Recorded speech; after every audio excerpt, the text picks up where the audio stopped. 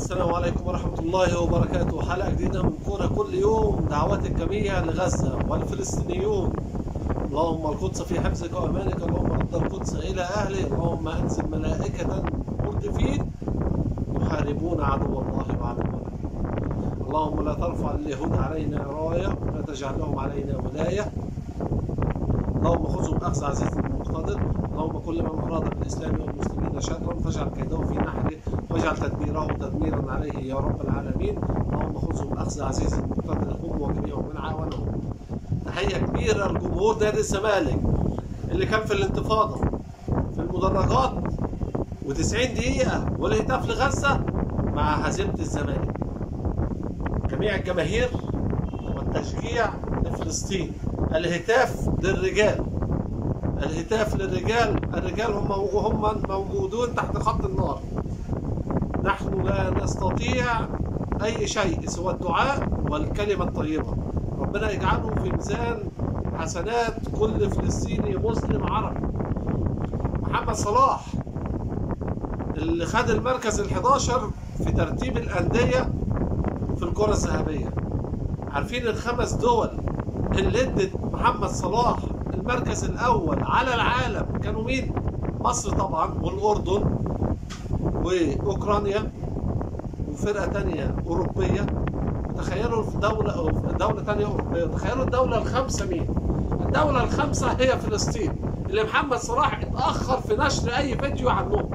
هم من يساندوه، هم من يساندون كل عربي أبي، عشان تعرفوا قيمة المساندة وقيمة الكلمة. دولة فلسطين تعطي صوتها لمحمد صلاح في المركز الأول عالميا. عموما الدنيا هتفضل ماشية وهنفضل موجودين، وفي كل وقت بنقول القدس في ذمة الله والقدس في حفظ الله وأمانه. نيجي بقى لمباراة الأهلي وميلودي صن داونز اللي انتهى لقاء الذهاب في بريتوريا بهزيمة النادي الأهلي بهدف مقابل لا شيء. وفرحة ناس كتيرة وحزن ناس كتيرة من الأهلاوية اللي شافوا إن المباراة كانت صعبة جدا والأهلي لم يظهر بشخصيته المعتادة. الجميع قبل أن نسافر كان يتحدث عن كيفية التأمين الدفاعي والخروج من المباراة بأقل هزيمة. نيجي نقول المعطيات ونقول السيناريوهات ونقول لك الدنيا بتقول إيه. أول حاجة عشان أبين لك خوف ورعب ما ميلودي صن داونز من النادي الأهلي، تحويل موعد اللقاء من الساعة 7 مساء تحت الأضواء الكاشفة إلى 13:00. فتح المدرجات بالكامل للجماهير للحضور الجماهيري. إذا ما ميلودي صن داونز خائف من النادي الأهلي، ومع ذلك حضر الجماهير قليلا، ومع ذلك كان الجو شبه رائع بوجود أمطار التي كانت في صالح ميلودي صن داونز صاحب التسديدات الكثيرة السريعة من خارج منطقة الجزاء، واللي كانت المطرة بتكون ليها سبب كبير قوي جدا في اتجاهها بسرعة على مرمى الشناوي. النادي الأهلي قدم مباراة هي نصف مباراة، قدم النص الواحد بس من المباراة والنص الثاني ما قدموش. النص الدفاعي والنص الدفاعي قدموا بشكل جيد. الناس اللي هتقول لي ان احنا قدمنا النص الدفاعي مش بشكل جيد لان كان عليا فرص ودخل في مرمايا هدف، هقول له لا، انت قدمت النص الدفاعي بشكل جيد جدا. ميلودي صن داونز في خلال هذا اللقاء لم تتاح له سوى 3 فرص حقيقية على المرمى. رأسية أنقذها محمد الشناوي، كرة سقطت على فخذ أكرم توفيق وهبطت أمام مامودو ووصلت إلى محمد الشناوي، وكرة أخرى خرج محمد الشناوي قبل زواني وتصدى لها، وكرة القائم التي كانت من تسلل. إذا 3 كور بس فقط لهم الخطورة على المرمى، سوى ذلك لا يوجد أي شيء. عرضيات غير مؤثرة نهائيا سوى العرضية التي مرت بالكرة التي ارتطمت في العارضة. تسديدات من الخارج كانت غير جيدة ومنكوسة الفعالية بسبب الضغط الذي كان يمارسه لاعبي النادي الأهلي على لاعبي صن داونز. تسديدة وحيدة هي التي كانت بين 3 خشبات مؤثرة، والكرة دي فيها سنة غلط. بس الكرة لما كانت هجمة للنادي الأهلي، محمد الشناوي ما كانش مركز هو واقف فين في قلب المرمى. الكرة لما اتقطعت من مروان عطية راحت لأليندي اللي عمل باص على طول لماكاسو اللي وقف على صدره وعمل تسديده يساريه، خدت الواو وراحت في اخر الزاويه الشمال لمحمد الشناوي. محمد الشناوي لما اتحرك من اخر الزاويه الشمال ودخل على نص الملعب عشان يقف في منتصف المرمى، ما كانش لحق ان هو يوصل في منتصف المرمى وما خدش باله هو واقف فين في المرمى، وتخيل ان الكوره خارجه للاوت، وده كان ضربه المرمى، وده كان السبب اللي في الاخر محمد الشناوي شد ايديه الشمال ودخلها الكوره. حتى لو كان فارد ايديه الشمال مع التكوف اللي كان عملها ما كانش هيوصل للكوره، بس بقول ده التحليل المنطقي والطبيعي اللي حصل للشناوي في كوره الهدف اللي سكن بالكوره. النقطة الثانية بقى الناس اللي بتعيب على النادي الأهلي في الشق الهجومي، والناس اللي كانت بتحمل بيرسي تاو ان هو ما ظهرش بمستواه في هذا اللقاء وانه دون المستوى. اللقاء ده كان فيه 2 لعيبه كانوا دون المستوى. صلاح محسن كان دون المستوى نهائيا، وانطوني موديست اللي نزل 25 دقيقه في الشوط الثاني. دول اللعيبه اللي كانوا دون المستوى.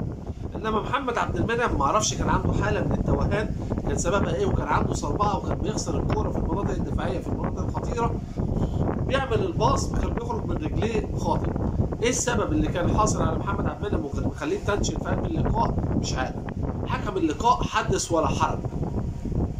شواندانج البنين وماريا ايفرست الموريشيوسيا وعادل زوراك المغربي المعتزل وحكام فار على أسوأ مستوى.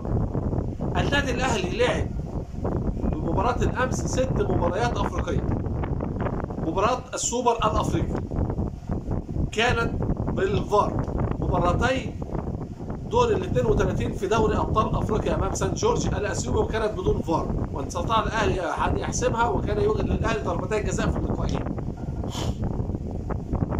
ثم لقاءي سيمبا التنزاني في الدور الثمانية من دوري السوبر الأفريقي، الدوري الأفريقي الذي نلعب فيه، ثم مباراة أنيمبا، ثم مباراة سان داونز الجنوب أفريقيا.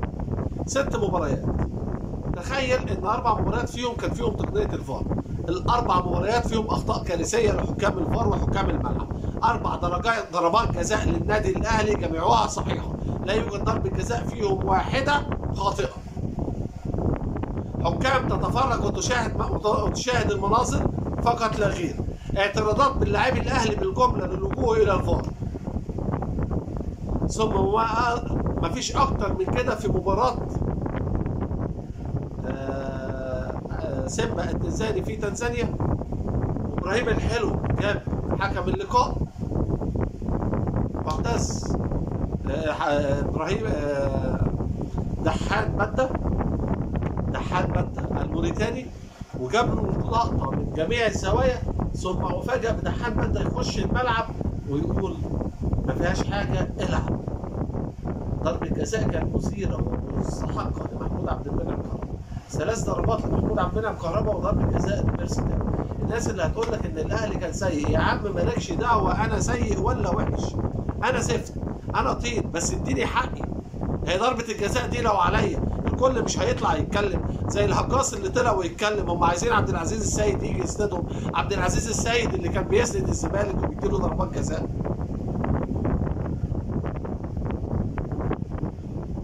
ومش هي ضربه الجزاء اللي هتخلي الاهلي يكسب وهو مستواه وحش. اكسب بلعبك وبمجهودك وما تستناش الحكم.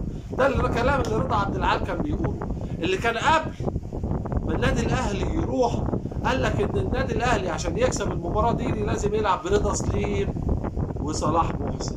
يلعب بصلاح محسن مش كهربا ولا انطوني موديست. ليه يا عم رضا يا كبير المشجعين يا كبير المدربين؟ قال لك عشان صلاح محسن عنده الاسبرنت وعنده الضغط على الفرقه اللي قدامه يقدر يوصل للمرمى بسرعه. تخيل ان مارسيل كولر لعب بنفس التشكيل، وان صلاح محسن لم يلمس الكره في هذا اللقاء سوى 9 مرات، 6 مرات منهم صحيحه بتمريرات صحيحه و3 بتمريرات خاطئه. ال3 بقى اللي كان فيهم تمريرات خاطئه كان فيهم واحده تعمل انفراد لرضا سليم، صلاح محسن حطها وراه ب4 يارد. لم اجد اي انطلاقه ايجابيه من صلاح محسن. جميع العرضيات التي ارسلت في اتجاه المرمى في هذا اللقاء لم يشارك فيها صلاح محسن. حتى الكره العرضيه اللي تم ارسالها من بيرسي تاو من جهه اليمين وكانت في نص ال6 يارده بالظبط، صلاح محسن كان واقف على القايم البعيد وما قربش خالص ان هو يروح في اتجاه الكوره. صلاح محسن لم يضغط على اي لاعب من لاعبي مدينه صن داونز في محاوله لاستخلاص الكوره. حتى الكوره اللي بيرسي تاو اللي كان اليو ديانج في منتصف الملعب قطعها واليو ديانج وقع واللعيب وقع، صلاح محسن ما هانش عليه انه يمد رجله ما بين رجلين اللعيب ويزق الكوره وياخدها ويروح بهجمه مرتده وهيكون معاه 2 لعيبه على الاقل من لاعبي النادي الاهلي على لاعب واحد من لاعبي مدينه صن داونز. والكلام ده كان امتى؟ كان في دقيقه 10 او 15 من الشوط الاول. فرقه ميلودي صن داونز من الفرق الافريقيه التي تجيد الخروج والتدرج بالكره تحت الضغوط الدفاعيه، لكن عندهم اخطاء كارثيه. ميلودي صن داونز خلال اخر 7 سنوات لم يفوز بالدوري الجنوب افريقي سوى مرتين او 3، ومنهم مره كان في المركز السادس، وخسر بطولات افريقيا كتير. كانت اللعيبه بتغلط وبيتخطف منها الكوره في منطقه الجزاء وبيتجاب منها اجوان، والجول كان بيقلش وبيرقص وبيتخطف منه وما كانش حد بيعاتبهم لحد ما وصلوا للمستوى اللي هم عليه ده. لاعبي النادي الاهلي عشان خاطر يكسبوا مباراه العوده التي ستقام غدا ان شاء الله في 8 مساء بحضور جماهيري في حدود 50,000 متفرج او قد يزيد. جميع التذاكر نفذت بالامس، 30,000 نفذوا اول امس و20,000 تم زيادتهم نفذوا بالامس. جميع التذاكر نفذت، المباراه سوف تكون ممتلئه الجماهير. عايز بس افكر ميلودي صن داونز في حاجه، ان اللقاء الوحيد اللي كان فيه حضور جماهيري متكامل ما بين الاهلي وميلودي صن داونز كان في 2001 في النهائي البطوله اللي الاهلي فاز عليهم 3-0 باهداف خالد بيبو الثلاثيه. وكان تم التعادل في بريتوريا 1-1 وكانت مباراه اقيمت تحت الاضواء الكاشفه. ده كان اول لقاء يقام في النهائي ما بين الاهلي وميلودي صن داونز. كان في حضور جماهيري في استاد القاهره بالكامل، واستطاع النادي الاهلي ان يفوز بثلاثيه نصيفه. ميلودي صن داونز في خلال الفتره الاخيره ال5 أو 7 مباريات الاخوار لم يلعب في استاد القاهره على حضور جماهيري اكثر من 10,000 متفرج. جميع المباريات كان بيبقى فيها 10,000 متفرج. اول مباراه هيقابل فيها حضور جماهيري يقارب ال60 و70,000 متفرج هي مباراه الخط. هنشوف تاثير الحضور الجماهيري على لاعبي ميلودي صن داونز هيكون شكله ايه. شفنا ميلودي صن داونز لما كانوا بيلعبوا بيترو اتلتيكو في انجولا وهم متقهقرين طوال الشوط الاولاني بدون اي هجمات نهائيه. خساره 5 لاعبين من ميلودي صن داونز خاصه مكوينه وبيتر شالوليلي و سيمبا زوادي من الخط الامامي بيؤثروا في الحاله الهجوميه للاعبي ميلودي صن داونز. النادي الاهلي لازم يلعب ويضغط في الخط الامامي للاعبي ميلودي صن داونز، والدخول يكون بقوه زي القوه اللي عملها قوه وروح، زي القوه والروح اللي عملهم امام عاشور لما نزل، زي اللي موجوده اكرم توفيق لما نزل. دي موجوده عند امام عاشور، دي موجوده عند مروان عطيه، موجوده عند احمد كوكا. عايزين لعيبه مقاتله في اللقاء دوت، عايزين لعيبه تقدر ان هي تطلع الباص من رجليها صح. على ما اعتقد ان النادي الاهلي سوف يبدا اللقاء بتشكيل مكون من محمد الشناوي في حراسه المرمى، اكرم توفيق باك يمين، ياسر ابراهيم ومحمد عبد المنعم على مستوى الدفاع، علي معلول في الجانب الايسر. ثلاثي قلب الملعب مروان عطيه واليو ديانج وامام عاشور. قدامهم ثلاثي محمود عبد المنعم كهربا وبيرسي تاو ورضا سليم.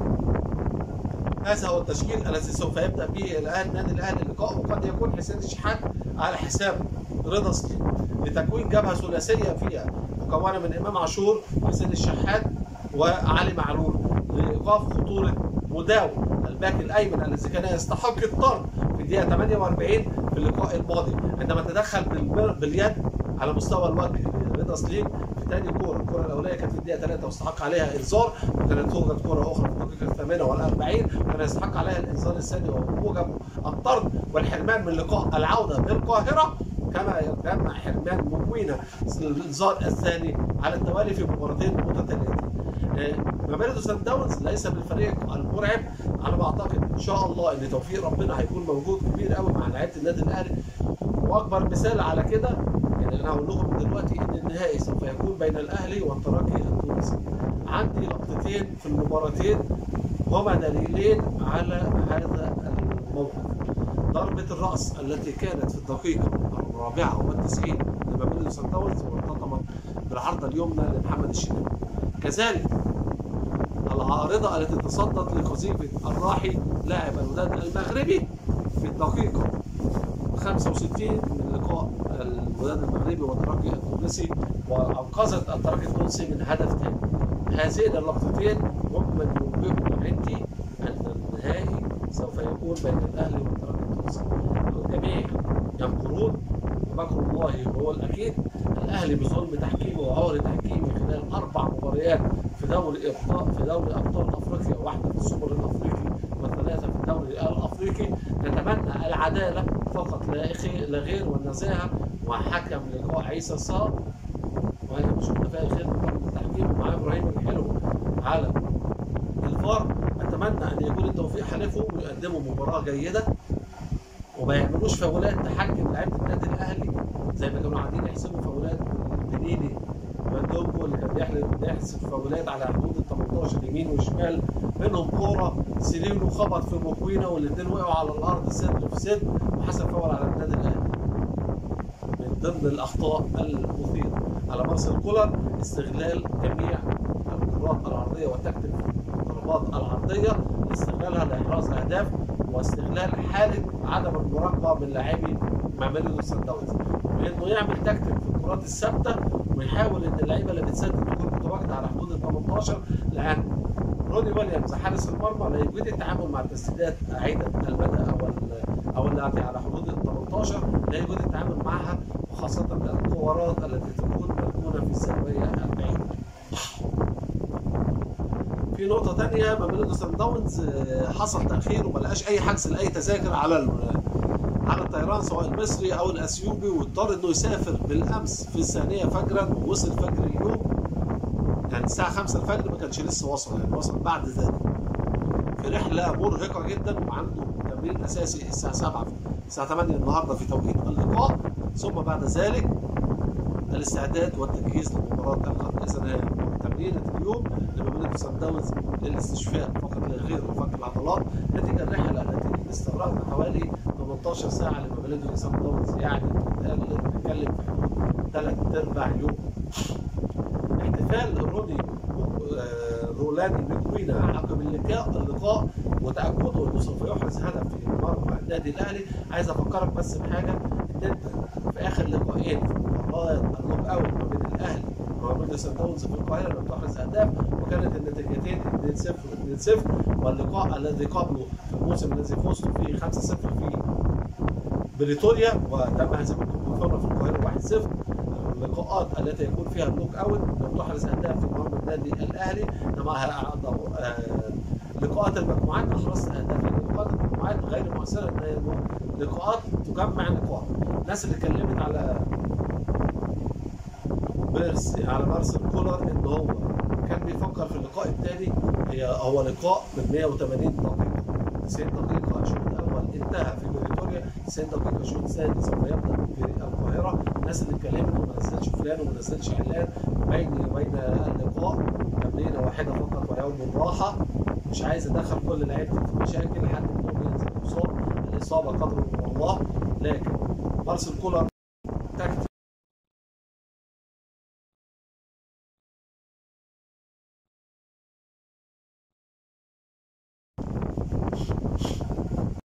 في الختام ولا يحلى الكلام الا بذكر النبي عليه الصلاه والسلام.